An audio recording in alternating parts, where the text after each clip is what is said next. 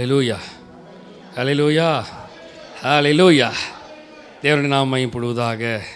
இந்த அருமையான காலை வேளையிலே நாம் இன்னொரு புதிய வாரத்திலையும் பரிசுத்த ஆவியானவர் தாமே நம்மை நடத்தி வருகிறார். பரிசுத்த ஆவியானுடைய நடத்துதல் நம்மோடு கூட இருப்பதற்காக தேவனுக்கு நன்றி செலுத்துகிறோம். அவனுடைய வார்த்தையை கேட்க போகிறோம். பரிசுத்த ஆவியானவர் தாமே நம்மோடு பேசுவாராக. ஆமேன். பிளஸ்ஸிங் சீரியஸில் நாம் தொடர்ந்து தியானித்து கொண்டிருக்கிறோம். பரிசுத்த ஆவியானவர் தாமே தொடர்ந்து நம்மை நடத்தி கொண்டிருக்கிறார். அவருடைய வார்த்தை என்றைக்கும் மாறாதது. ஆமேன்.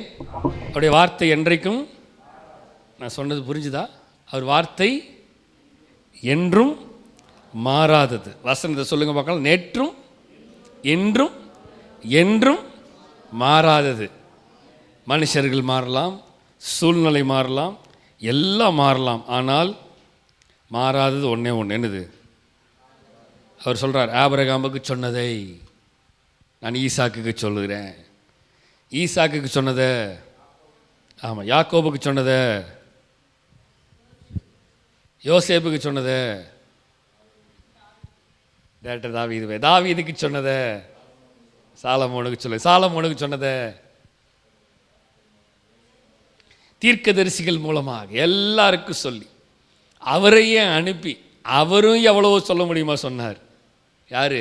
தேவன் தம்முடைய ஒரே பேரான குமாரனை விசுவாசிக்கிறவனோ, ஜான் 3:16, கெட்டு போகாமல் நித்திய ஜீவனை அடையும்படிக்கு அவரை தந்தருளி இவ்வளவா உலகத்தில் அன்பு, அவரையும் அனுப்பிச்சு சொல்லி பார்த்தாரு.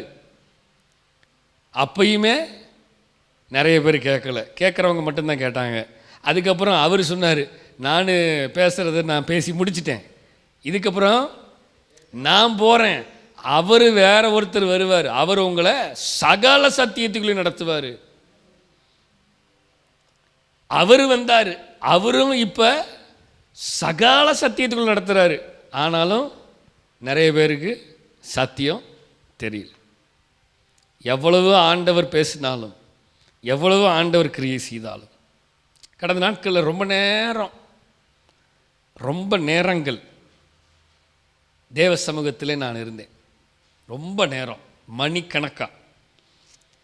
கடந்த நாட்களில் நிறைய பிரச்சனைகள், போராட்டங்கள், அவமானங்கள், கேவலங்கள், பழிச்சொல்கள். ஆனாலும் கர்த்தருடைய சமூகத்தை விட்டு விலகுவதை ஒருபோதும் விடவே இல்லை. அதான் ஆண்டவர் சொல்கிறார், கர்த்தரை ஆராதிக்கிறது உங்களுக்கு ஆகாததை கண்டால் பின்னை யாரை நீங்கள் சேவிப்பீர்கள்? ஸோ ஆவியானுடைய வார்த்தை என்றைக்கும் வார்த்தை தான்.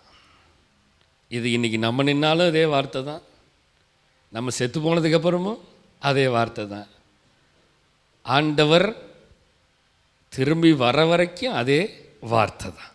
அல்லேலூயா. வார்த்தை மாறவே மாறாது. எடுத்துக்கொள்கிற மனிதர்களுடைய பிரச்சனை எப்படி? ஆமாம், நான் அந்த வார்த்தையை எனக்கு தகுந்த மாதிரி எடுத்துக்குவேன், ஒவ்வொருத்தருக்கு தகுந்த மாதிரி எடுத்துக்குவாங்க. அவங்கவுங்களுக்கு எப்படி தோணுதோ அப்படி. ஆனால் வார்த்தை ஒன்று தான். அது உங்களுக்கு வேறு மாதிரியும், இங்கே வேறு மாதிரியும், எனக்கு வேறு மாதிரியும் பேசுகிறது அல்ல. நாம் பிளஸ்ஸிங் சீரீஸில் கிட்டத்தட்ட 81 வாரங்கள், 81 வீக்ஸ் பேசிட்டோம். 82வது வாரம் நாம் தியானிக்க போகிறோம். இன்றைக்கு இந்த காலை வேளையில் பரிசுத்த ஆவியானவர் தாமே நம்மோடு பேச போகிறார். தொடர்ந்து ஆவியானவர் எத்தனை நாள் இந்த பிளஸ்ஸிங் சீரீஸில் என்னை நடத்துகிறாருன்னு எனக்கு தெரியாது. நானும் முடிச்சிடலான்னு நான் நினைக்கிறேன். ஆனாலும் எனக்கு முடிக்க முடியல. இன்னொரு 10 டாபிக் வச்சுருக்கேன். இன்னொரு மெசேஜ் எடுக்காமலே, இன்னும் செய்தி எடுக்காமலே இந்த பிளஸ்ஸிங் சீரீஸில் ஒரு 10 டாபிக் இன்னும் இருக்குது. சொல்ல முடியாது அதோட முடியுமா அப்படின்னு எனக்கு தெரியல. நான் முடிக்க வேண்டும் என்று விரும்பினாலும் ஆவியானவர் என்னோடு பேசிக்கொண்டே இருக்கிறார். இன்னொரு 10 டாபிக்கு வச்சிருக்கேன் லிஸ்ட்டில். இன்னும் அவைகளை இன்னும் தியானிக்க ஆரம்பிக்கவில்லை. ஆனால் அவைகள் மண்டைக்குள்ளே ஓடிட்டு இருக்குது. ஆவியானவர் பேசுவாராக. அதனால் இன்றைக்கி 82வது வாரத்தில் ஒரு சில நிமிடங்கள் மாத்திரமே தேவனுடைய சமூகத்தில் நாம் ஆண்டுடைய வார்த்தையை கேட்க போகிறோம். கவனமாக நம்முடைய காதுகளை, நம்முடைய இருதயத்தை நம்முடைய சிந்தைகளை தேவனுடைய வார்த்தைக்கு நேராக திசை திருப்புவோம். ஆவியானவர் தாமே நம்மோடு பேசுவாராக. ஆமேன். சொல்லுமடியேன் கேட்கிறேன். அவ்வளோதான். சொல்லுமடியேன் கேட்கிறேன். அன்றைக்கு சாமுவேல் ஒரே வார்த்தை சொன்னார், என்னது? சொல்லுமடியேன் கேட்கிறேன். நமக்கு தெரிந்த வசனம் தான். யாக்கோபு 1 அதிகாரம் 17 வசனத்தை வாசிக்கலாமா? நன்மையான எந்த ஈவும் பூரணமான எந்த வரமும் பரத்திலிருந்து உண்டாகி ஜோதிகளின் பிதாவினிடத்திலிருந்து இறங்கி வருகிறது. அவரிடத்தில் யாதொரு மாறுதலும் யாதொரு வேற்றுமையின் நிழலும் இல்லை. Right. Every good and perfect gift is from above. அந்த வார்த்தையை ஆங்கிலத்தில் கவனிச்சு பாருங்க, அழகா இருக்கு. Every good and perfect gift is from above. எந்த கிஃப்டாக இருந்தாலும் சரி, எந்த பெர்ஃபெக்ட் திங்காக இருந்தாலும் சரி, அது எங்கிருந்து வருகிறது? மேலிருந்து, ஃப்ரம் அபவ், பரத்திலிருந்து வருகிறது. Coming down from the father of the heavenly lights. Coming down from the father of heavenly lights, who does not change like shifting shadows. என்ன அழகு தெரியுமா? who does not change like shifting shadows. ஷேடோன்னு என்னது? நிழல். ஆங்கிலத்தில் படிக்கும்போது ரொம்ப அழகாக இருக்கும். தமிழில் படிக்கிறதுக்கும் ஆங்கிலத்தில் வித்தியாசம் நிறைய இருக்குது. அந்த வார்த்தை படிக்கும்போது கொஞ்சம் டெப்த்தாக இருக்கும். நமக்கு இந்த வார்த்தை நன்றாக தெரிந்த வார்த்தை. நன்மையான எந்த ஈவும் பூரணமான எந்த வரமும் பரத்திலிருந்து உண்டாகி. அதுதான் every good and perfect gift is from above. சோதிகளின் பிதாவினிடத்திலிருந்து இறங்கி வருகிறது. Coming down from the father of the heavenly lights. அவரிடத்தில் யாதொரு மாறுதலும் வேற்றுமையும் மாறுதலும் நிழலும் இல்லை. அப்படிதான் அங்கே போட்டிருக்குது. who does not change like shifting shadows. அப்போ இன்றைக்கு நம்ம பார்க்கறது என்ன தெரியுமா? உத்தம ஆசீர்வாதம்.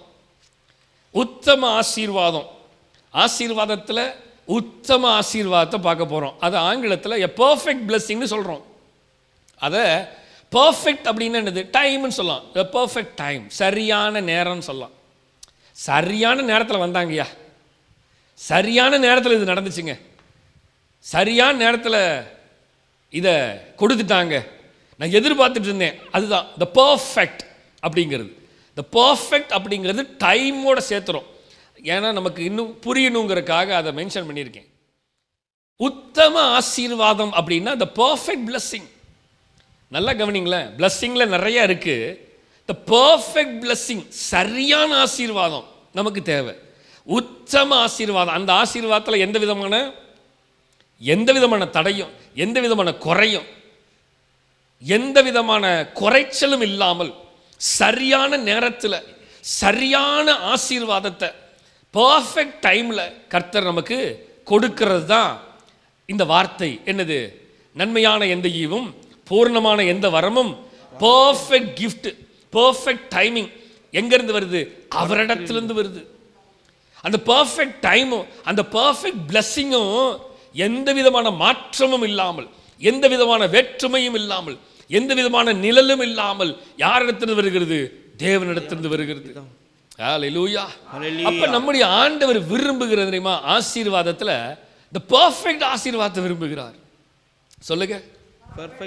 ஆமா, the perfect blessing விரும்புகிறார் கர்த்தர். எனக்கு உண்டான perfect blessing எனக்கு வேணும். சொல்லுங்க பார்க்கலாம். எனக்கு உண்டான perfect blessing, எனக்கு உண்டான சரியான ஆசீர்வாதம் எனக்கு வேணும்.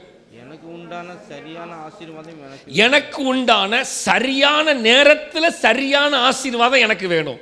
எனக்கு உண்டான சரியான நேரத்தில் சரியான ஆசீர்வாதம் எனக்கு. எஸ், நான் அதான் திரும்பி ரெண்டையும் சேர்த்து சொன்னேன். ஃபர்ஸ்ட் தனியாக சொன்னேன், ரெண்டையும் சேர்த்து. அப்போ தேவன் விரும்புகிறது சரியான நேரத்தில் சரியான ஆசீர்வாதத்தை எனக்கு, என் குடும்பத்துக்கு, ஊழியத்துக்கு கொடுக்கணும்னு விரும்புகிறாரு. ஹல்லேலூயா. இதில் ஏதாவது தப்பு இருக்குதா? இல்லை. தேவன் விரும்புகிறது சரியான ஆசீர்வாதம். தேவன் விரும்புகிறது உத்தம ஆசீர்வாதம். தேவன் விரும்புகிறது நான் உத்தமனா இருக்கிறேன்னா இல்லையா? இல்லை. ஆனால் எனக்கு உத்தமமான ஆசீர்வாதத்தை அவர் கொடுக்கணும். நான் சொன்னது புரிஞ்சுதா? பாவிகளை ரட்சிக்கும்படி கிறிஸ்து இயேசு உலகத்தில் வந்தார். பரிசுத்தரை ரட்சிக்கும்படி கிறிஸ்து இயேசு உலகத்தில் வந்தார்னு பைபிளில் போடல. த பர்ஃபெக்ட் டைம் எங்கே தெரியுமா இருக்கு? அவர் சிலுவையில் தொங்கும் பொழுது பக்கத்தில் 2 பேர் தொங்கிட்டு இருக்கானுங்க. 2 பேரும் பரிசுத்தவான்கள் அல்ல, நீதிமான்கள் அல்ல. அவர்கள் இருவரும் தேவனுக்கு விரோதமானவர்கள் அப்படிதான் அர்த்தம். ஏன்னா இவர் பெர்ஃபெக்ட், அவங்க ரெண்டு பேரும் இம்பர்ஃபெக்ட். ஆனால் இந்த சரியான டைமில் அவன் அடிக்கிறான் பாருங்க ஆண்டவர்கிட்ட. ஆண்டவரே பிதாவே இவர்களுக்கு மன்னியும், தாங்கள் செய்கிறது என்னவென்று அறியாமல் செய்கிறார்களே அப்படின்னு இவர் ஜெபம் பண்ணிட்டு இருக்கிற நேரத்தில் அவன் கரெக்டாக கேட்குறான் பாருங்க.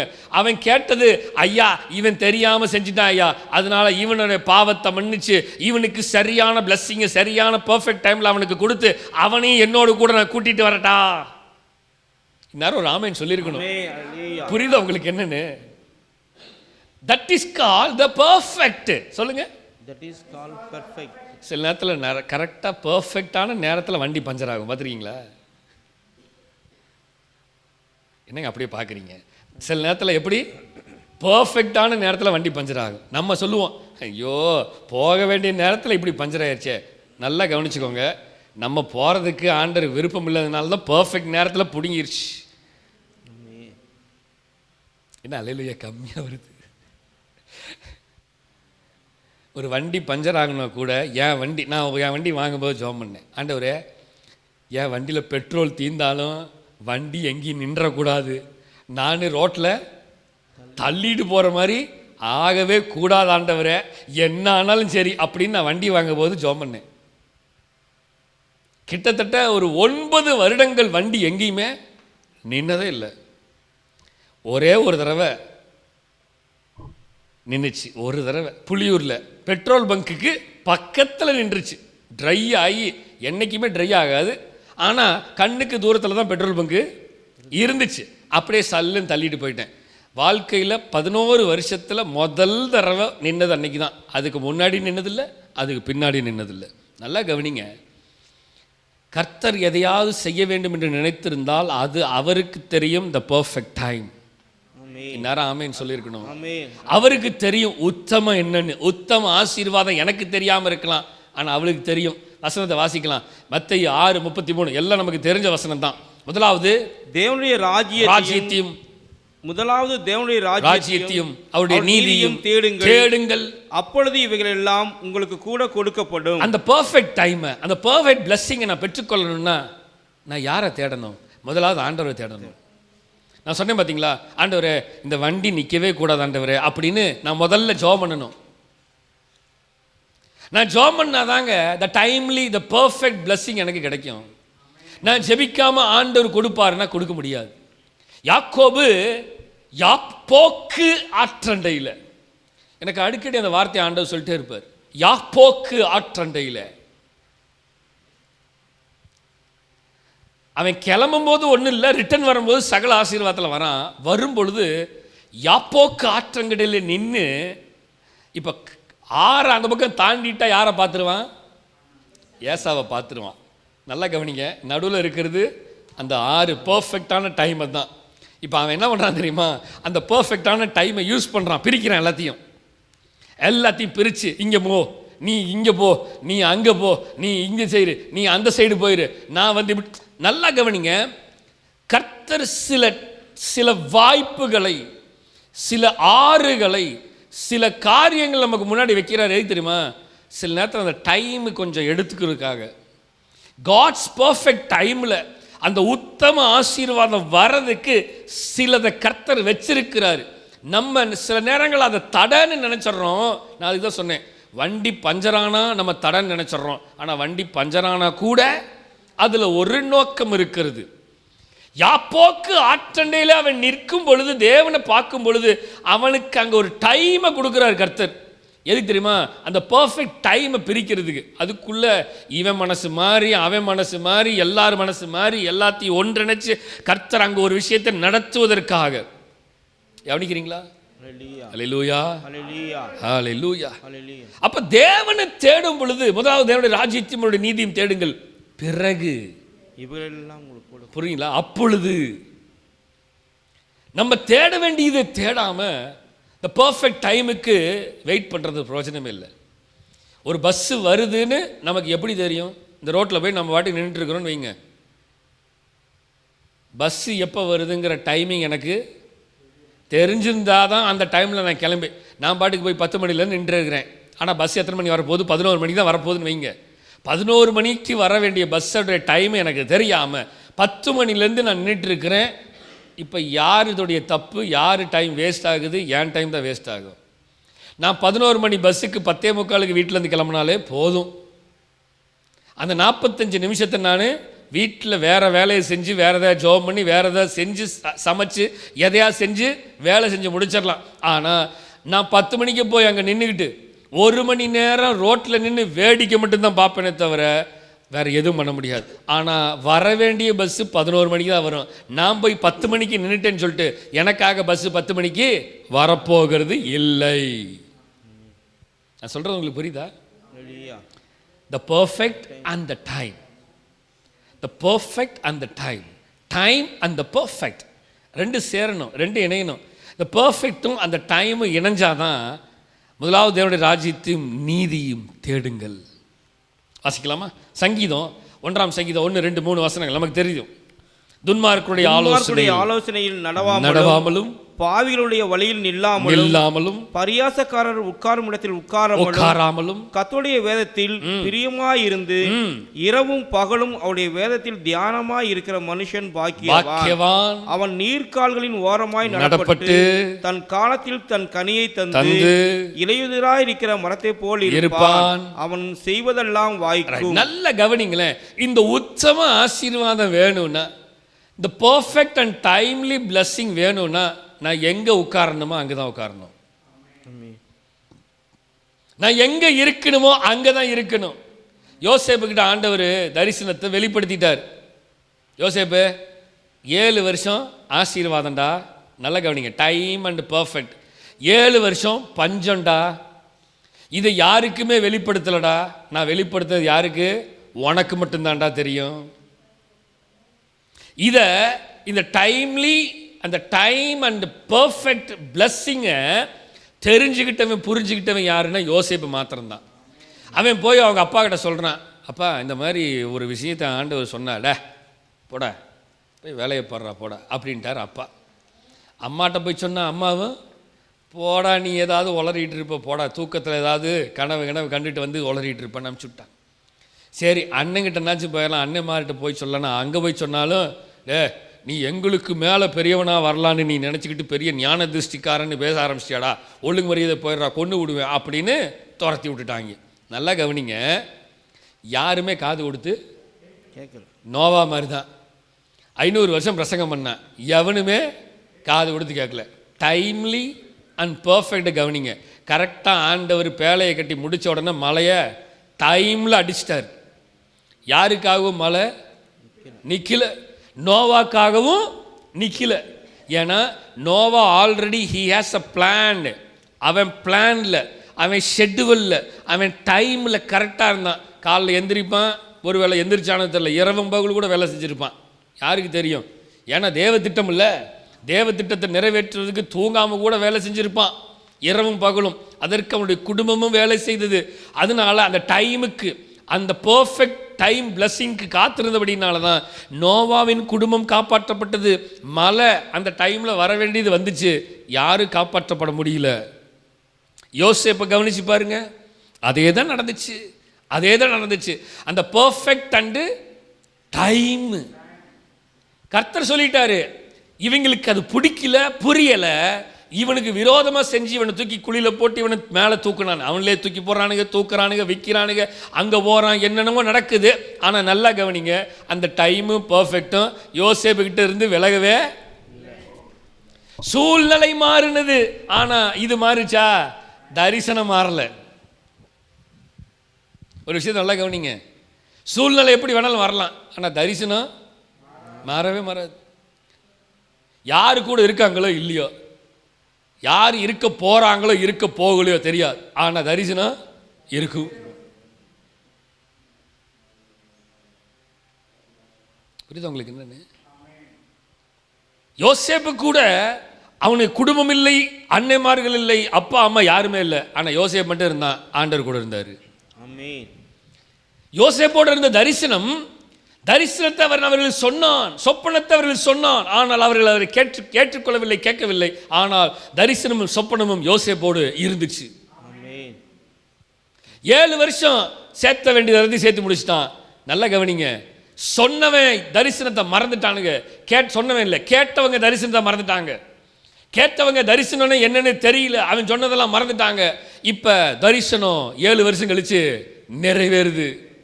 த பர்ஃபெக்ட் டைம், உத்தம ஆசீர்வாதம் தான். 7 வருஷம் பாடுபட்டு எல்லாத்தையும் சேர்த்து முடிச்சிட்டான்.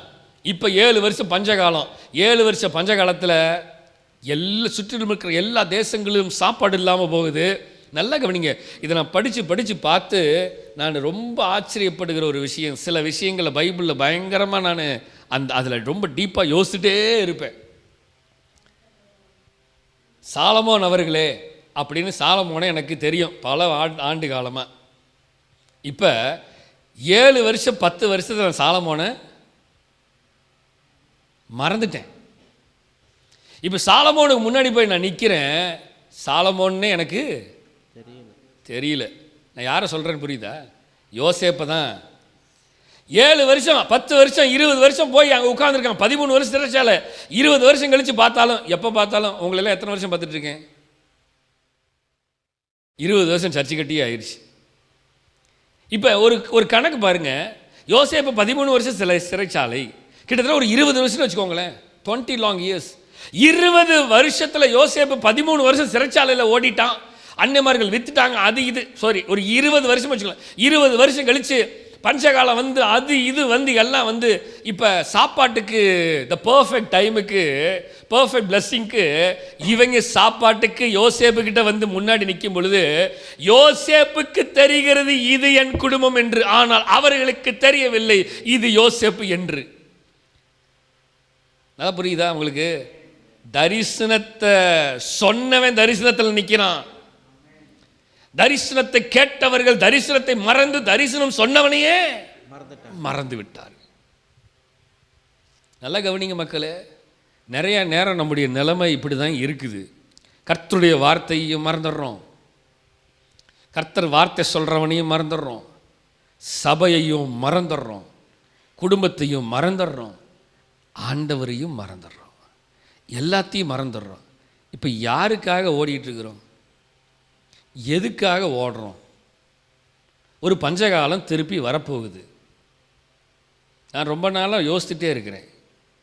நம்ம நினச்சி பார்க்காத ஒரு கொள்ளை நோய் கோவிட்னு ஒன்று வந்துச்சு. வீட்டுக்குள்ளே உட்காந்து 4 செவத்துக்குள்ளே உட்காந்து நான் ரெக்கார்ட் பண்ணி எடிட் பண்ணி அப்லோடு ஓடிட்டு இருந்தேன்.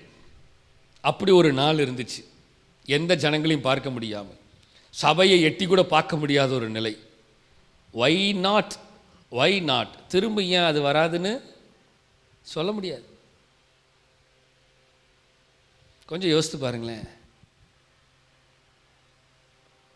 ஆண்டவர் சொல்கிறார், த perfect time, the perfect blessing வேணும்னா எங்கே நிற்கணுமோ அங்கே நிற்கணும். பாவிகளுடைய வழி நில்லாமலும் பரிகாசக்கார உட்காரத்தில் உட்காராமலும்.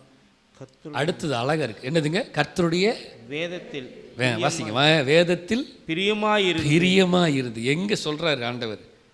நீ உத்தம ஆசீர்வாதம் வேணுமா? இதுல பிரியப்படி. இதிலே தேவன் பிரியமாயிருக்கிறார், இதிலே தான் மகிமை அடைகிறார். உத்தம ஆசீர்வாதம் தான். அடுத்தது, அவருடைய வேதத்தில் தியானமாக இருக்கிற மனுஷன் பாக்கியவா.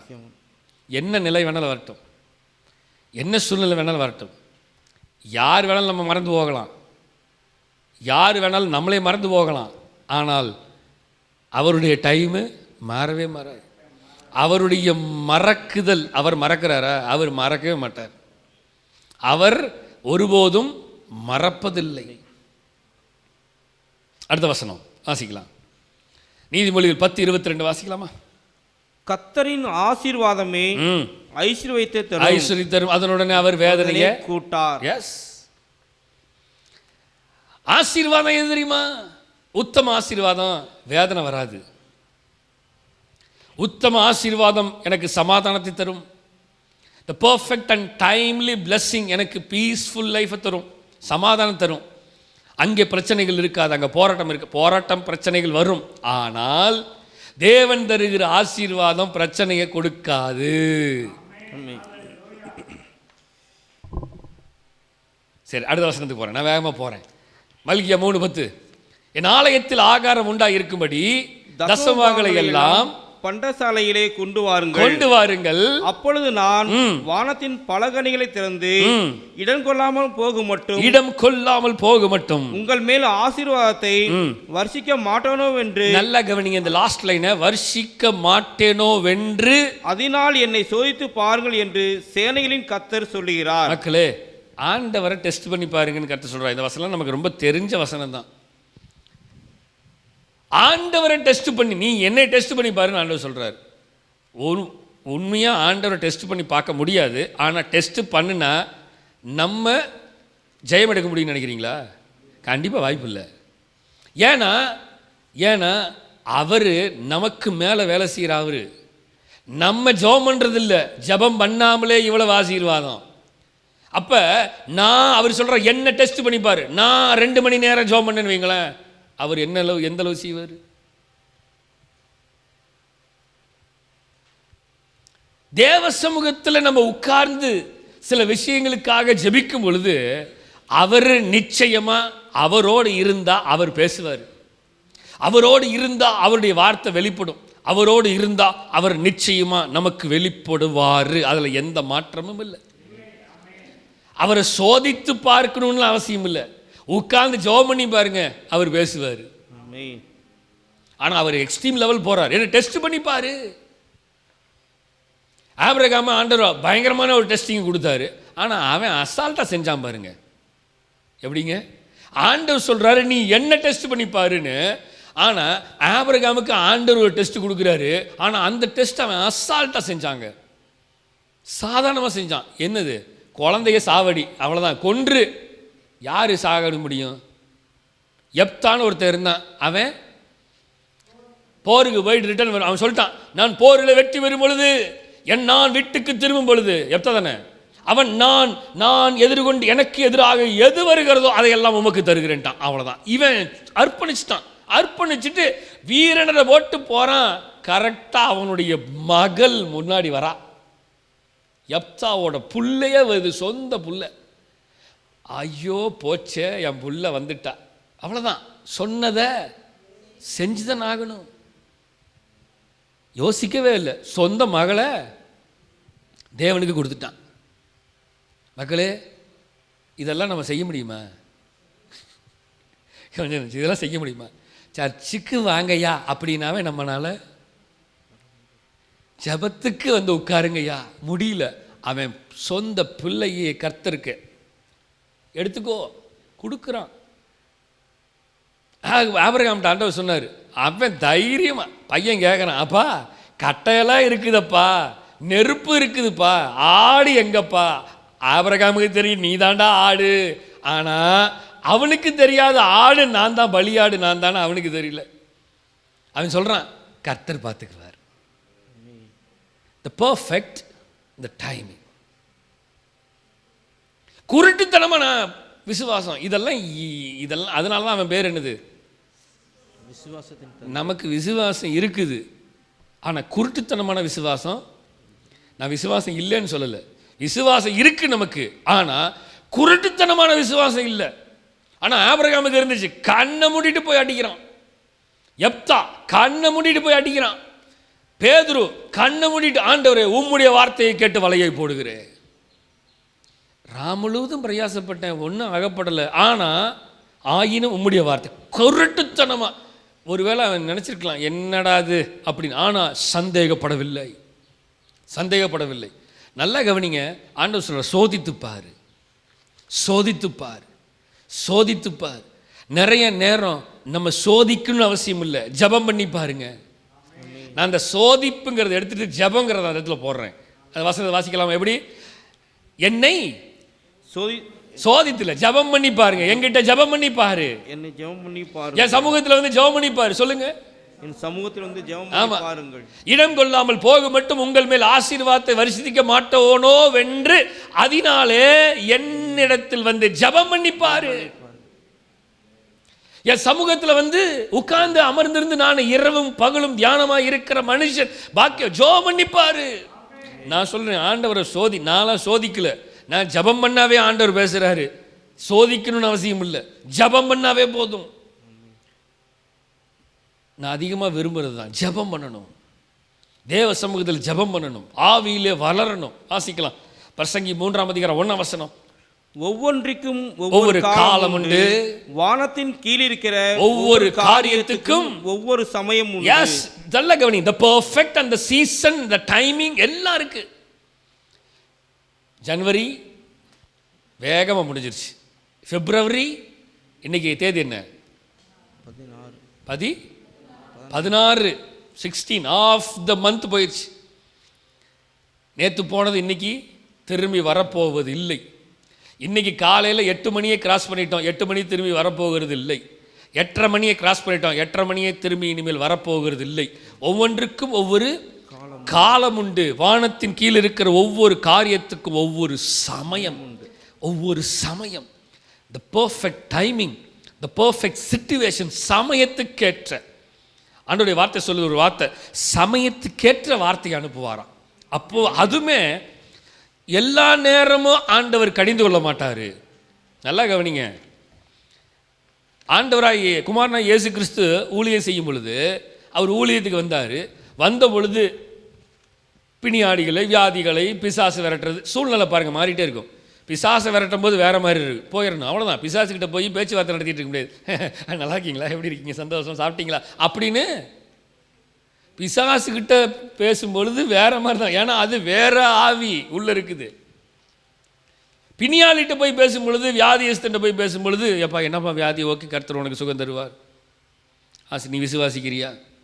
நடக்க முடியாமல் ஒருத்தன் கிடக்கிறான், கால் முடவனா இருக்கிறான்னு அவங்ககிட்ட போய் ஓகே ஓகே நீ வரவா அப்படின்லாம் பேச முடியாது. அவனை குதித்து எழுந்து நிமிந்து நட அப்படின்னு அவனை பிடிச்சி தூக்கி விட்டாங்க. நல்ல கவனி, ஒவ்வொரு சிச்சுவேஷன்லையும் ஒவ்வொரு மாதிரி. எல்லா இடத்துலையும் ஆண்டவர் ஒரே மாதிரி இல்லை. தேவாலயத்தில் பிரசங்கம் பண்ணும்போது ஸ்வங்கின்னு சுருள் எடுத்து பிரசங்கம் பண்ணிட்டு ஏசாயா ஸ்வங்கின்னு முடிச்சு என்ன பண்ணாராம் சொல்லுங்க, என்ன பண்ணாராம்? சுருட்டி வச்சுட்டு போய் அமைதலாய் உட்கார்ந்தார். எல்லாருடைய கண்களும் அவரை பார்த்திருந்தது. ஏன்னா இவர் இப்படி மாதிரி பிரசங்கத்தை பண்ணுவாரான்னு எங்களுக்கு இது வரைக்கும். ஏன்னா இவரோட ஊழியத்தை நாங்கள் பார்த்தோம், வேற மாதிரி ஊழியம் செஞ்சுட்டு இருந்தார் ஒவ்வொரு இடத்துலையும். இப்போ பிரசங்கம் பயங்கரமாக இருக்குது. சீஷர்கள் சொல்றாங்க, இந்த பிரசங்கம் எங்களுக்கே கடினமாக இருக்குதே.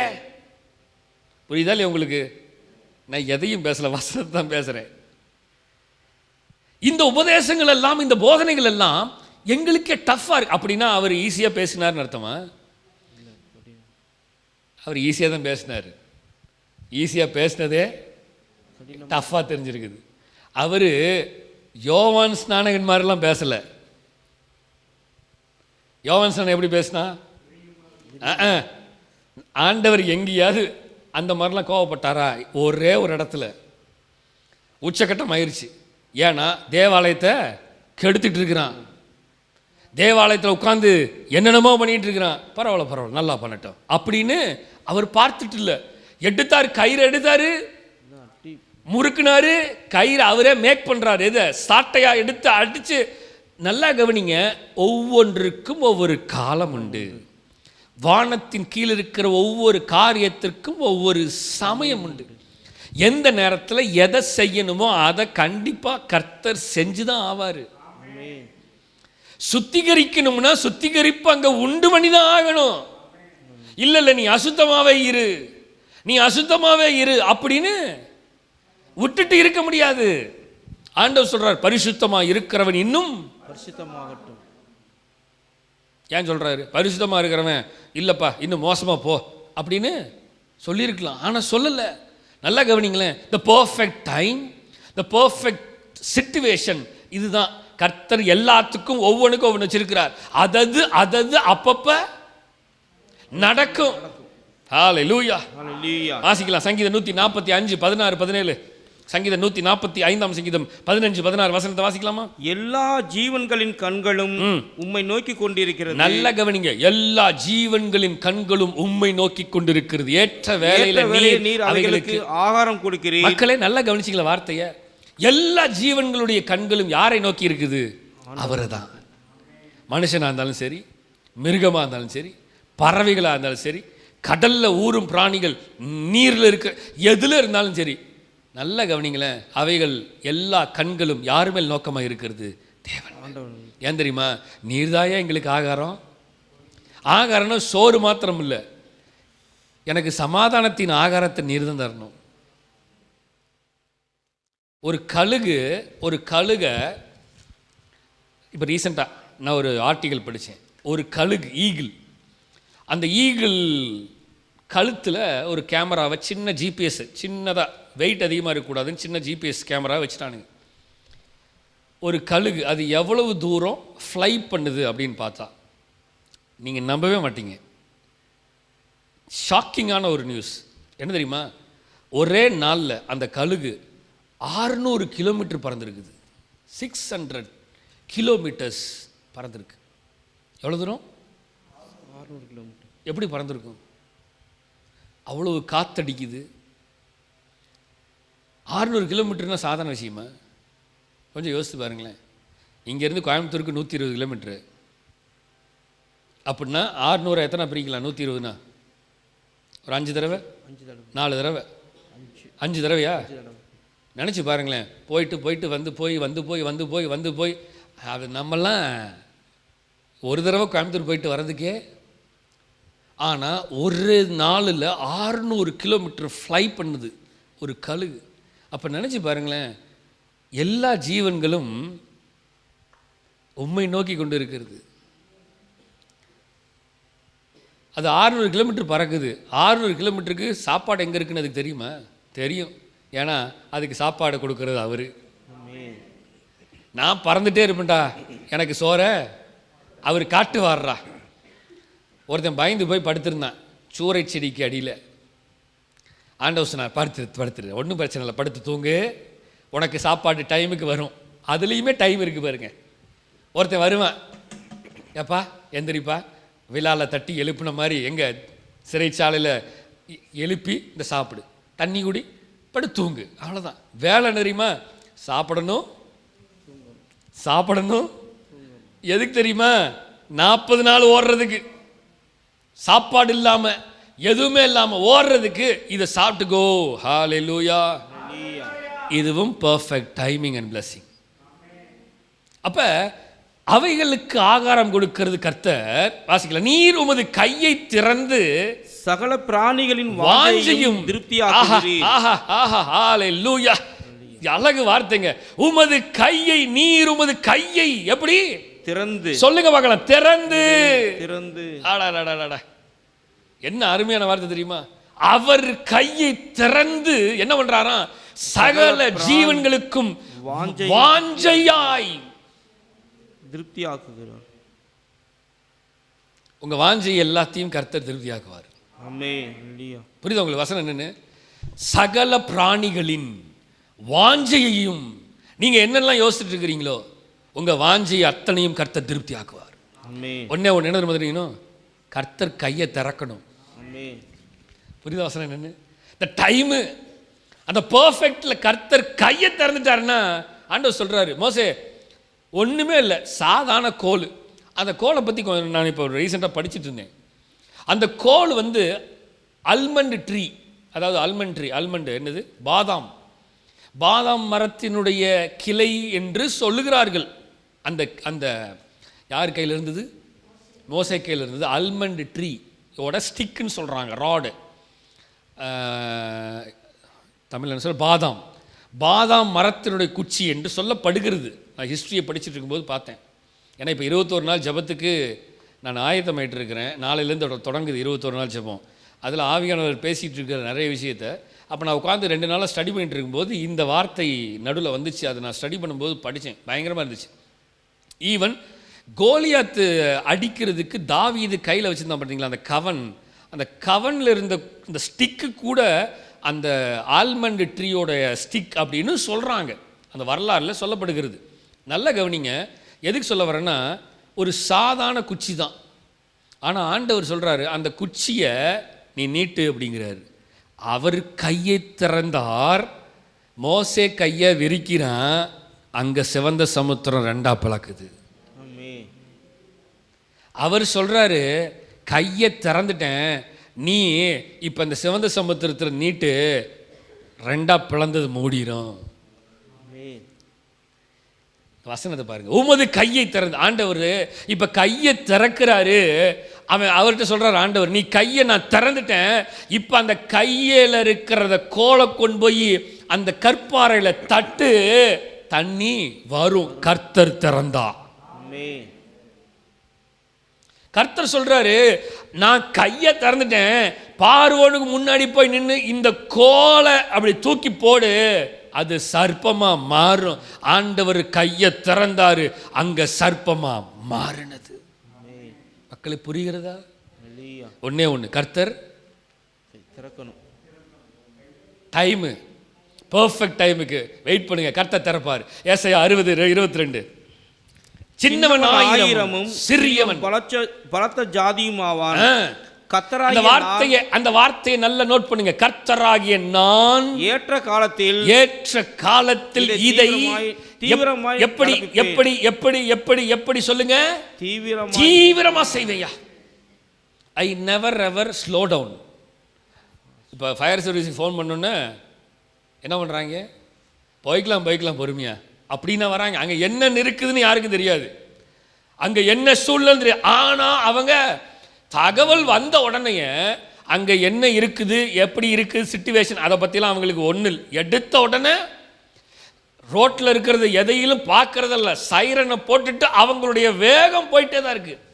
நீங்கள் ஆம்புலன்ஸை கவனித்து பாருங்க. ஆம்புலன்ஸில் உள்ள யார் எப்படி இருக்கு, அவன் பொழைக்கிறானா சாகிறானா, போகிற வழியில் செத்துருவானா, எதுவுமே தெரியாது. ஆனால் அந்த டிரைவருடைய வேலை என்ன தெரியுமா, அந்த டைம் வந்துருச்சு, அலாரம் அடிச்சிருச்சு, கூப்பிட்ட உடனே அவன் அந்த வண்டியை ஸ்டார்ட் பண்ணி அலாரமை போட்டானா எதையுமே, புரியுதுங்களா? ஏற்ற வேலையில் கர்த்தர் த பெர்ஃபெக்ட் டைமிங்ல கர்த்தர் எப்படி வருவாராம் சொல்லுங்க, தீவிரமா. முன்னும் பின்னும் நெருக்கி நெருக்கி தீவிரமா சுற்றி என்னை சூழ்ந்திருக்கின்றே. கர்த்தர் மாத்திர சூழ்ந்திருந்தார்னா வாசிக்கலாங்க. நான் வேகமாக முடிக்க விரும்புகிறேன். ஆதியாகமம் 22:14. ஆபிரகாம் அந்த இடத்துக்கு யெகோவா ஈரே என்று பெயரிட்டான். அதனாலே கர்த்தருடைய பர்வதத்திலே, நல்லா கவனிங்க, என்னதான் பார்த்து கொள்ளப்படும் என்று இந்நாள் வரைக்கும் சொல்லப்பட்டு வருகிறது. அவ்வளவுதான். யெகோவா ஜைரே, என் கூட இருக்கிற provider. He is a provider. Jehovah Jireh என்னது? ப்ரொவைடர், சகலத்தை கொடுக்கிறவர். யெகோவா ஈரே, எல்லாமே பார்த்து கொள்வீர். அப்ப த டைம் த பெர்ஃபெக்ட்ல அவன் சொல்றான், யெகோவா ஈரே, கர்த்தருடைய பர்வதத்தில் எல்லாம் பார்த்துக்கொள்ளும். அவர் எல்லாத்தையும் பார்த்துக்குவாரு. வாசிக்கலாம். ஆபகுக்கு 2:3 தெரிஞ்ச வசனம். குறித்த காலத்தை தரிசனம் இன்னும் வைக்கப்பட்டிருக்கிறது, முடிவிலே அது விளங்கும், அது பொய் சொல்லாது, அது தாமதித்தாலும் அதற்கு காத்திரு, அது நிச்சயமாய். சொல்லுங்க, அது நிச்சயமாய். சொல்லுங்க, அது நிச்சயமாய். கன்ஃபார்மா சொல்லுங்க, கன்ஃபார்மா வந்துருங்க. வந்தாலும் வரும் நினைக்கிறேன், வராம கூட இருக்கலாம். இல்ல, நீங்க எதிர்பார்க்கலாம் இன்னைக்கு வரும், இல்லை நாளைக்கு நம்ம மெசேஜ் வந்துடும் ஃபோனில், நாளைக்கு டெலிவரிங்க அப்படின்னு. புரியுதா உங்களுக்கு? என்னன்னு புரிஞ்சுதா இல்லையா உங்களுக்கு? கன்ஃபார்மாக வந்துடும். ஆண்டவர் சொல்ற, தீவிரமாக நான் செய்ய போகிறேன். இங்கே சொல்கிறார் ஆண்டவர், நிச்சயமாக வருவேன். ஒருவேளை அது தாமதிக்கிற மாதிரி தெரியலாம். உலகத்தில் நம்ம வாழ்கிறனால மனுஷங்களில் நிறைய நேரம் ஆண்டவர் நம்மளைய டெஸ்ட் பண்ணுறதுக்காகவே சில தாமதிப்பை கொடுப்பார். எப்படிங்க டெஸ்ட் பண்ணுறது சொல்லுங்க. சில நேரத்தில் ஆண்டவர் பயங்கரமாக டெஸ்ட் வைப்பார், தெரியுமா? சொல்லுங்க. ஆண்டவர் டெஸ்ட் வைப்பார், பயங்கரமாக டெஸ்ட் வைப்பார், ட்விஸ்ட் வைப்பார். கவனிச்சிங்களா நான் சொன்னதை? என்னது டெஸ்ட் வைப்பார்? ஆமாம். அந்த டெஸ்ட்டில், அந்த ட்விஸ்ட்டில் நம்ம பாஸ் ஆகிறோமா இல்லையாங்கிறது தான் தேவனுடைய மிகப்பெரிய பிளானே இருக்குது. இந்த டெஸ்ட்லேயும் பாஸ் ஆகணும், அந்த ட்விஸ்ட்லேயும் பாஸ் ஆகணும். டெஸ்ட்லேயும் ஃபெயில் ஆகிட்டு ட்விஸ்ட்லேயும் ஃபெயில் ஆகிட்டோம்னா நம்முடைய நோக்கம் முடிஞ்சு போச்சு. நம்ம நினச்சிட்டு இருக்கிறோம் டெஸ்ட்டில் நான் பாஸ் ஆகிட்டேன் அப்படின்னு. ஆண்டவர் ஒரு ட்விஸ்ட் வச்சுருக்கிறாரு. அந்த ட்விஸ்ட் எப்போ வேணாலும் நடக்கும். அது நமக்கு தெரியாமல் ஓடுறனால தான் நிறைய விஷயங்கள் நம்ம வாழ்க்கையில் நம்மளால் ஃபேஸ் பண்ண முடியல. ட்விஸ்ட்டுங்கிறது என்ன தெரியுமா? டெஸ்ட்டுங்கிறது நமக்கு எப்போ வேணாலும் சோதனை நமக்கு வரும்னு தெரியும். ஆனால் ட்விஸ்ட்டு எதிர்பார்த்துட்டு இருக்கும்போது வரவே வராது. நடக்காதியா அப்படின்னு நடக்கும்போது அடிப்பான் பாருங்க. இப்போ அடிச்சிருவான்டா அப்படின்னு நினைப்பீங்க, அடிக்கவே மாட்டான். அதுதான் ட்விஸ்ட். மக்களே நல்லா கவனிங்க. நம்ம வாழ்க்கையில் நிறைய டெஸ்ட்டையும் நிறைய ட்விஸ்டையும் கர்த்தர் வச்சிருக்கிறாரு. இதில் தான் என்ன அடங்கியிருக்கு தெரியுமா? த பர்ஃபெக்ட் பிளஸ்ஸிங்கும் த டைம்லி பிளஸ்ஸிங்கும் இதில் தான் அடங்கியிருக்குது. அதான் வசனம். குறித்த காலத்து தரிசனம் வைக்கப்பட்டிருக்கிறது, முடிவில் விளங்கும், அது பொய் சொல்லாது, அது தாமதித்தாலும் வரும், அதுக்கு காத்திரு, அது நிச்சயமாய் வரும், அது தாமதிப்பது இல்லை. ஹல்லேலூயா. டெஸ்ட்டில் பாஸ் ஆகுங்க, ட்விஸ்ட்லேயும் பாஸ் ஆகணும். இது ரெண்டுலேயும் பாஸ் ஆனாதான் அடுத்த லெவலுக்கு போக முடியும். கலாத்தியர் 6:9-10 நன்மை செய்கிறதில் சோர்ந்து போகாமல் இருப்போமாக. நல்ல கவனிங்க. நாம் தளர்ந்து போகாதிருந்தால் ஏற்ற காலத்தில் அறுப்போம். அடுத்த வசனம், ஆகையால் நமக்கு கிடைக்கும் சமயத்துக்கு தக்கதாக யாவருக்கும் விசேஷமாக விசுவாச குடும்பத்தாருக்கும் நன்மை செய்ய கடவோம். மக்களை, இந்த வசனம் நமக்கு இன்னைக்கு வாசித்த அத்தனை வசனமே நமக்கு படிச்சதுதான். நம்ம படிக்காத வசனமே இல்லை. அவ்வளோ சத்தியங்களையும் போட்டு துணின்னு அடிச்சுக்கிட்டு தான் இருக்கிறோம். நல்லா கவனிங்க இந்த வசனத்தை. நன்மை செய்கிறதில் சோர்ந்து போகாமல் இருப்போமாக, நாம் தளர்ந்து போகாதிருந்தால் ஏற்ற காலத்தில் அறுப்போம்.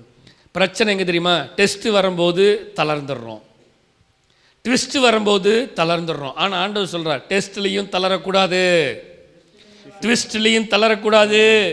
இது ரெண்டுலேயும் தளராமல் இருந்தீங்கன்னா இது இன்னும் அதிகம் என்ன செய்ய தெரியுமா? ஆகையால் நமக்கு கிடைக்கும் சமயத்துக்கு தக்கதாக, எப்பெல்லாம் டைம் கிடைக்குதோ அப்பெல்லாம் யாவருக்கும் விசேஷமாக விசுவாச குடும்பத்தார்களுக்கும் நன்மை செய்யணும்.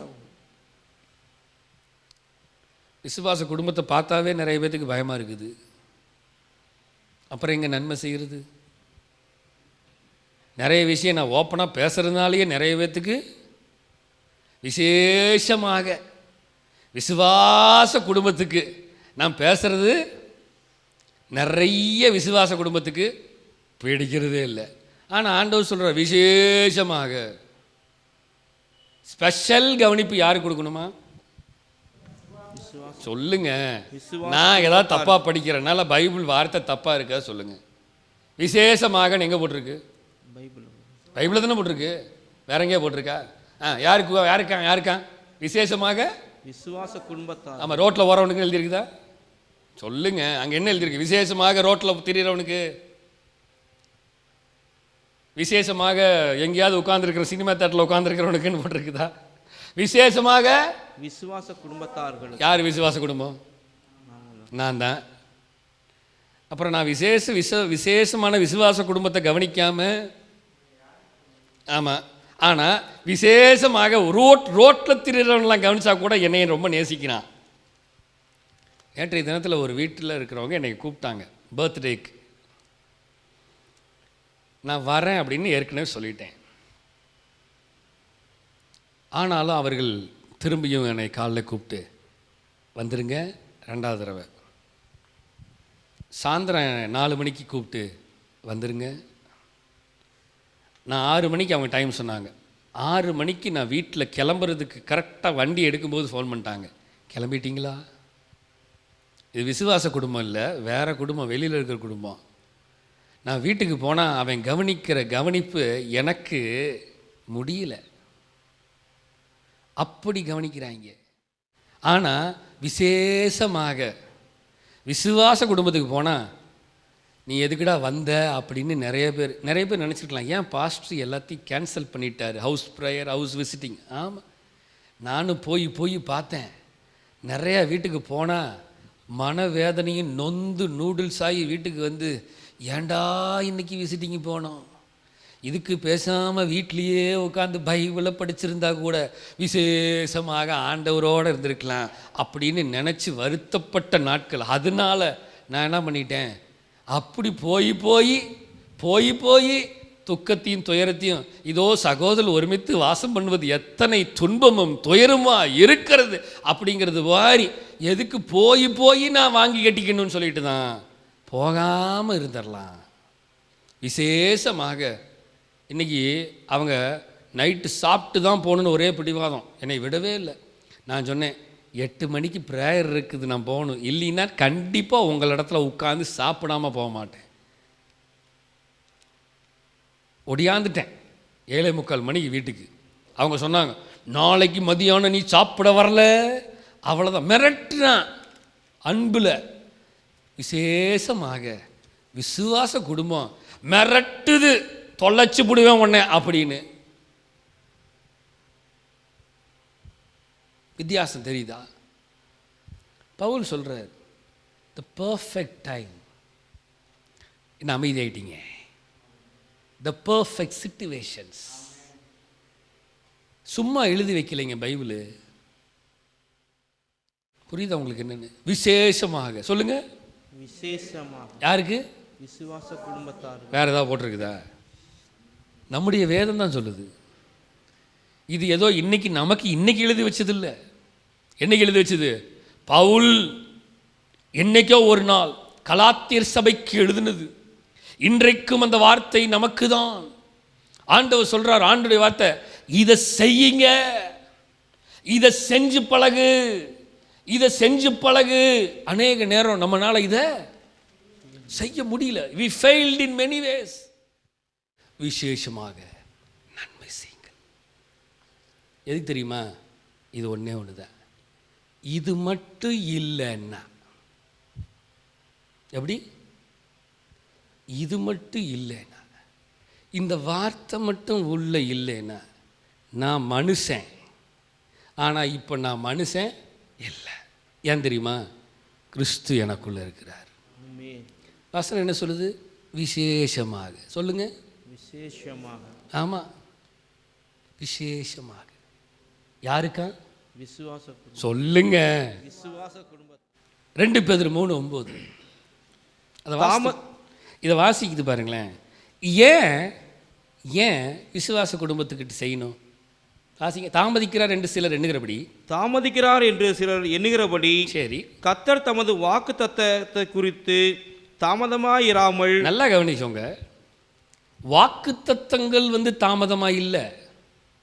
சொன்ன வாக்கு தத்தங்கள் எல்லாம் என்ன ஆயிடுச்சு?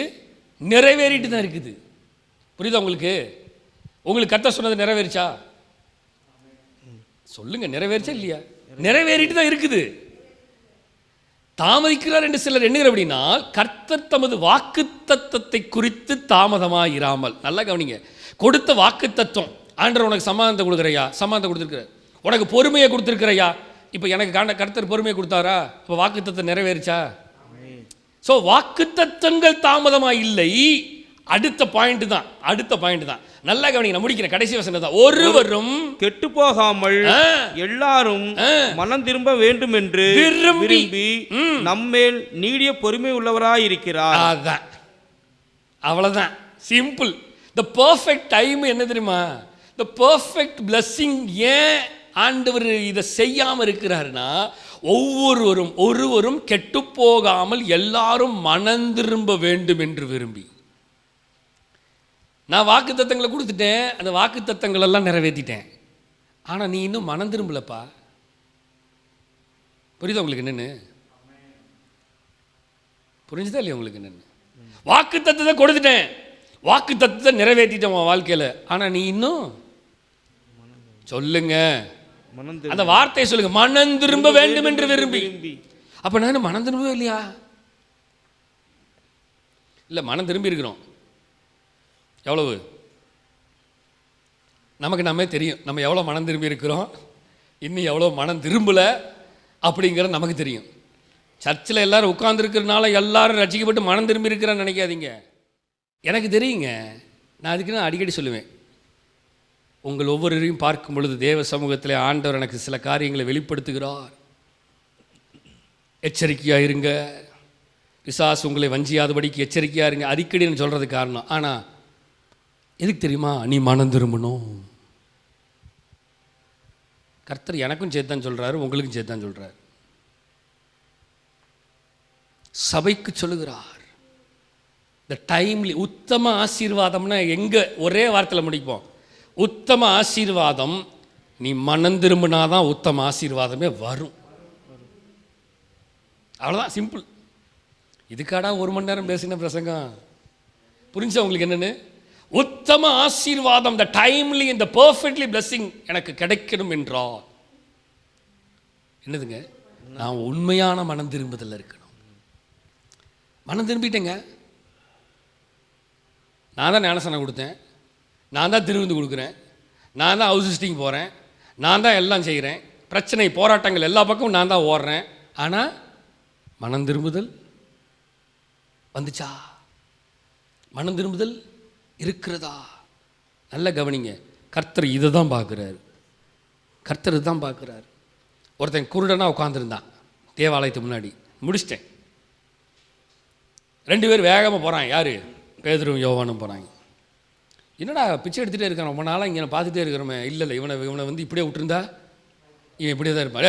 என்னடா அவன் பார்க்குறான், ஏதாவது கிடைக்குமோ? இல்லை வாடா எந்திரா நடடா அப்படின்னு முடவனை நடக்க வச்சிட்டாங்க. இப்போ சர்ச்சுக்குள்ளே போன உடனே எல்லாத்துக்கும் ஒரு கேள்வி. என்னென்னா, இவன் எப்படி நடந்தான்? இவன் நடக்கிறதுக்கு வாய்ப்பே இல்லையே. இவன் செய்த பாவமோ, இவன் பெற்றோர் செய்த பாவமோ, இவனுக்கு ஆராயணும், நோண்டணும். அவன் விடுதலை பெற்றுட்டான்டா, சுகத்தோடு இருக்கிறான்டா, ஆசீர்வாதி, அவன் வாழ்க்கை மாறிடுச்சு. இல்லை, அதெல்லாம் எங்களுக்கு தேவையில்லை.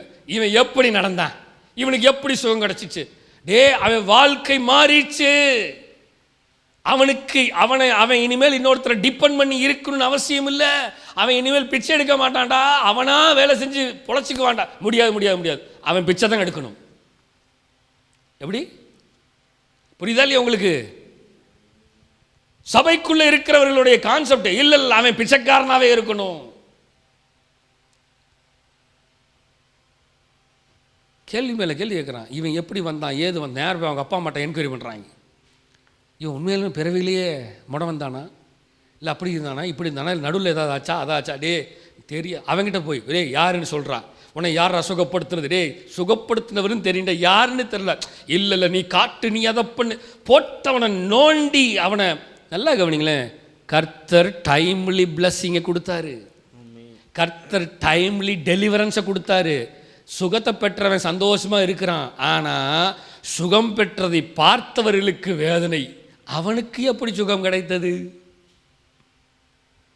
பிரச்சனை எங்க தெரியுமா இருக்கு? மனசு தான் காரணம். இருதயம் தெளிவில்லை, சத்தியம் இல்லை. சத்தியம் இல்லாதபடினால வேதத்தில் சரியான நேரத்தில் ஆசீர்வாதங்களினுடைய எதுக்கு எடுத்துக்காட்டு. பர்ஃபெக்ட் டைமில் வந்த ஆசீர்வாதம் சிலது மட்டும் சொல்கிறேன். எகிப்தில் யோசேப்பு நமக்கு சொன்னேன், சரியான நேரத்தில் அடித்தார் ஆண்டவர் யோசேப்பை வச்சு. அடுத்தது பல வருட கஷ்டங்களுக்கு பிறகு பஞ்சத்தின் போது பல உயிர்களை காப்பாற்ற சரியான நேரத்தில் யோசேப்பு பதவிக்கு உயர்த்தப்பட்டான், த பர்ஃபெக்ட் டைமில். ரெண்டாவது எஸ்தர், த பர்ஃபெக்ட் டைம். எஸ்தரை கொண்டு கர்த்தர் செஞ்சது பாருங்க என்னது? எஸ்தர் தனது மக்களை விடுவிப்பதற்காக இது போன்ற பல காலத்திற்கு அரச பதவியில் வைக்கப்பட்டார். சரியான டைமில் தூக்கணும் எஸ்தர். நம்பர் 3, வனாந்தரத்தில் உள்ள மன்னா. இஸ்ரவேல் ஜனங்களுக்கு தேவன் தினமும் மன்னாவை வழங்கினார். இஸ்ரவேல் ஜனங்களுக்கு, இஸ்ரவேலருக்கு சரியான நேரத்தில் தேவையானதை கொடுத்தாரு. த பர்ஃபெக்ட் டைம். நம்பர் 4, சாரிபாத் விதவை. சாரிபாத் விதவையில் நினைச்சு பாருங்க, விதவைக்கு எலியாவின் வருகை அவள் கடைசி உணவை தயாரிக்கும் சரியான தருணத்தில் வந்தது. எஸ், லாஸ்ட் ஃபுட்டு, இதை சாப்பிட்டு நாங்கள் சாக போகிறோம் அப்படிங்கிற த லாஸ்ட் ஃபுட்டு எடுக்கிறாங்க. த லாஸ்ட் ஃபுட்டில் கர்த்தர் அனுப்புகிறாரு. That is not your last foot. இது உன்னுடைய கடைசியான உணவு அல்ல. இன்னையிலேருந்து உன் வாழ்க்கைக்கு கடைசிங்கிறதே கிடையாது. எண்ட்லெஸ். பர்ஃபெக்ட் டைமை கவனிச்சிங்களா? 5000 பேருக்கு ஆண்டவர் உணவளித்தார். 5000 பேருக்கு. 5000 பேர். மக்கள் பசியுடன் இருந்தபோது இயேசு உணவு வழங்கும் அற்புதமான நிகழ்ச்சி, அற்புதங்களை செஞ்சார். 5000 பேர்த்துக்கு தேவைங்க. 5000 பேர் சாதாரணமாக ஃபுட்டு போட முடியாது. ஒரு கல்யாணத்துக்கு 200 பேர்த்துக்கு 500 பேர்த்துக்கு சாப்பாடு, 1000 பேர்த்துக்கு சாப்பாடு போடுறது பெரிய சவால். 5000 பேர்த்துக்கு கேட்டரிங் சர்வீஸ் இல்லை. கொடுமை. கேட்டரிங் சர்வீஸ் விடுங்க, என்ன இல்லை, சாப்பாடே இல்லையா? ஏங்க நினச்சி பாருங்க, சாப்பாடு சோறு இல்லாமல் கல்யாணம் நடத்த முடியுமா? கல்யாணத்துக்கு ஒருத்தர் வரமாட்டான். வந்தவன் எல்லாம் பார்த்துட்டு மொய் வைக்க போகிறாங்களே இல்லையோ, ஃபஸ்ட்டு சாப்பிட்டுட்டு வந்து மொய் வச்சுக்குவோம். உள்ளே போய் கிச்சன் கொஞ்சம் யோசிச்சு பாருங்க. கிச்சனை பார்த்தா கிச்சனில் யாருமே இல்லை. எங்கடா சோறு? ஏங்க இந்த கல்யாணத்தில் சோறு கிடையாதுங்க. சோறு இல்லாத கல்யாணத்துக்கு மனுஷனாடா நீங்கெல்லாம் அப்படின்ட்டு எல்லாரும் கொஞ்சம் இமேஜின் பண்ணி பாருங்க. மக்களே, எந்த விதமான சாப்பாடும் கையில் இல்லாமல் சாப்பாட்டை போட்டது ஒரே ஒரு ஆள் தான். கொஞ்சம் யோசித்து பாருங்க. சாப்பாடே இல்லாமல் கர்த்தர் 5000 பேர்த்துக்கு சாப்பாடு கொடுக்கும் பொழுது உங்கள் வாழ்க்கையில், நம்ம வாழ்க்கையில் எவ்வளவு ஆசீர்வாதங்களை கர்த்தர் தருவார் என்று கவனித்து பாருங்க. இது மாதிரி இன்னும் பல விஷயங்களை பைபிள்லேருந்து சொல்லலாம். உத்தம ஆசீர்வாதம், the timely blessing, the perfect blessing. கர்த்தரை தேடுங்கள், ஒரு நன்மையும் குறைவிடாது. சிங்கக்குட்டி, குட்டி அப்படின்னு போட்டிருக்கலாம், குட்டிகள். சிங்கக்குட்டின்னா ஒன்றே ஒன்று தான். ஏன்னா ஒன்றுக்கு எனக்கு சோறு போட தெரியாதடா அப்படின்னு கேட்டுடலாம். ஆனால் என்ன போட்டிருக்கு? ஆமாம், தாழ்ச்சி அடைந்து பட்டினியாய் கிடைக்கும், ஆனால் கர்த்தரை தேடுகிறவர்களுக்கும் ஒரு நன்மையும் குறைவிடாது. ஜெபிக்கலாமா? ஜெபிக்கலாமா? பரலோக தேவனே, இயேசு கிறிஸ்துவின் நாமத்தினால இந்த கால வேளையில் பரிசுத்த ஆவியானவர் தாமே எங்களோடு பேசின வார்த்தைக்காக நன்றி. இந்த பிளஸ்ஸிங் சீரியஸில் உத்தம ஆசீர்வாதம், டைம்லி பிளஸ்ஸிங் அண்ட் பர்ஃபெக்ட் பிளஸ்ஸிங்கில் கர்த்தரங்களை நடத்திட்டு இருக்கிறீங்க, அதுக்காக நன்றி. எத்தனை சூழ்நிலை வந்தாலும் சரி, குறித்த காலத்தில் தரிசனம் வைக்கப்பட்டிருக்கிறது. அது முடிவிலே விளங்கும். அது பொய் சொல்லாது. அது தாமதித்தாலும் வரும். அதற்கு காத்திரு.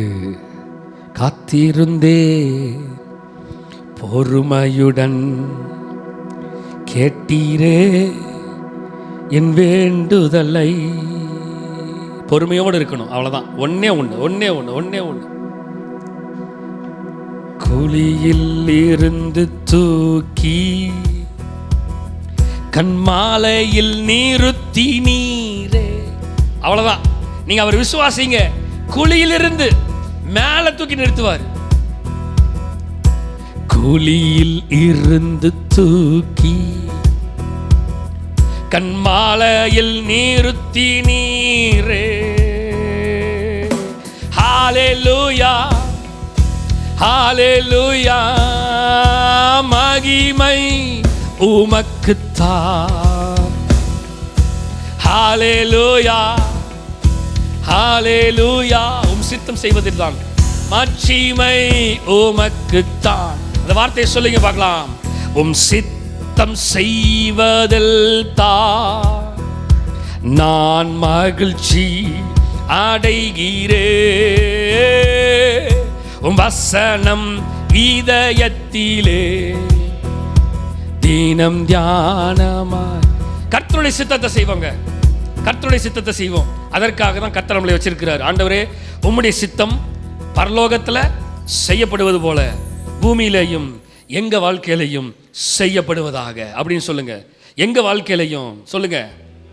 எங்க வாழ்க்கையிலையும், எங்க வாழ்க்கையிலையும், எங்க வாழ்க்கையிலையும் சொல்லுங்களேன். அந்த வார்த்தையை சொல்லுங்களேன். எங்க வாழ்க்கையிலையும், எங்க வாழ்க்கையிலையும், எங்க குடும்பத்தில், எங்க தனிப்பட்ட வாழ்க்கையில், எஸ், உம்முடைய பெர்ஃபெக்ட் blessing.